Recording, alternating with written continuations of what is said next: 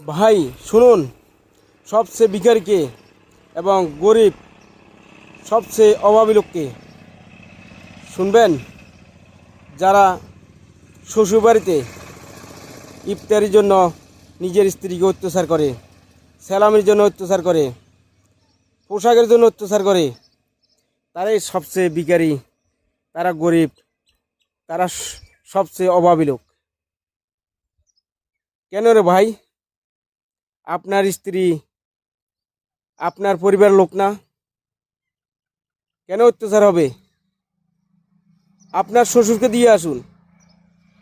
যদি অভাবী হয়, আপনি সওয়াব পাইবেন, আপনি লাভবান হবেন। আপনার স্ত্রীকে কেন নির্যাতন করেন? কেন আপনার স্ত্রীকে স্ট্যাশ মারেন? এটা তো ঠিক না ভাই। ওইরকম কাজ করবেন না।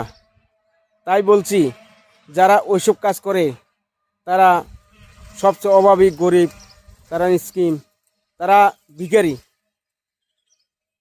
আমার কথাগুলো ভালো লাগলে ওদের কাছে পৌঁছে দেন, ওই গরিব লোকদের কাছে, অভাবীর কাছে পৌঁছায় দিবেন শেয়ার করে।